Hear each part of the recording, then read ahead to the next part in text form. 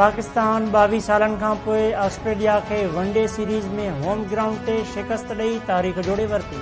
Perth जे ground ते पाकिस्तान ऐं Australia जे विच में खेॾियल वनडे सीरीज़ जे आख़िरी मैच में पाकिस्तानी बॉलर्स शानदार कारकर्दगीअ जो मुज़ाहिरो कंदे मेज़बान टीम खे 140 रन्सुनि ते ढेर करे छॾियो। क़ौमी टीम 141 रन्सुनि जो हदफ़ 27 ओवरनि में हासिल करे वरितो। कप्तान मोहम्मद रिज़वान ऐं बाबर आज़म 30 ऐं 28 रन्सूं ठाहे नाक़ाबिले शिकस्त रहिया। ऑस्ट्रेलियाई बैटर पाकिस्तानी बॉलर्स ॾाढो बेवस नज़र आया।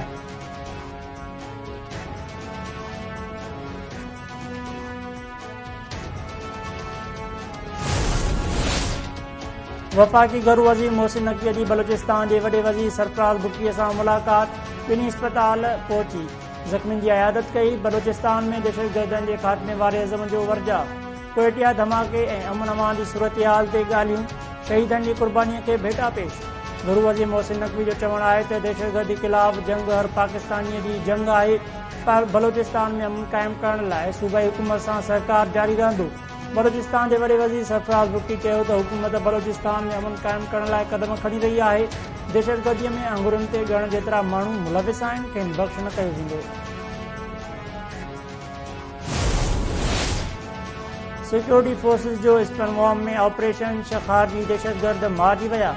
ISPR जो चवणु आहे त ऑपरेशन दौरान दहशतगर्द ज़ख़्मी बि थिया आहिनि। दहशतगर्दनि वटां धमाकेदार मादो ऐं हथियार हथ कया विया। मारिजी वियल ख़ारजी सिक्योरिटी फोर्सिस ऐं शहरियुनि ख़िलाफ़ कार्रवाइनि में मुलविस हुआ। सिक्योरिटी फोर्सिस दहशतगर्दीअ जी लानत ख़तमु करण में पुरज़म आहिनि। सदर आसिफ अली ज़रदारी, वज़ीर आज़म शहबाज शरीफ़ ऐं घरू वज़ीर मोहसिन नक़वी पारां शखारजियुनि खे जहन्नम बेड़ो करण ते सिक्योरिटी फोर्सिस खे भेटा पेश।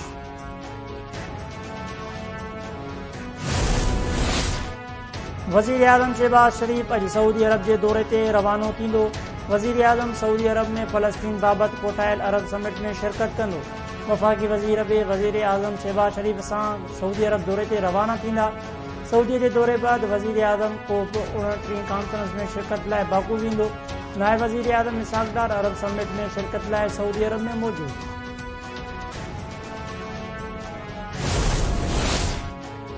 घारे वेझो कोहीड़े सबबि 6 गाॾियुनि में टकर, 5 ॼणा फोत, 15 ज़ख़्मी थी पिया। कोहीड़े सबबि 6 गाॾियुनि में टकर थी पियो, 5 ॼणा फोत ऐं 15 ज़ख़्मी। अस्पताल मुंतक़िल, एम्बुलेंस न पहुचण सबबि ज़ख़्मी रोड ते तड़पंदा रहिया।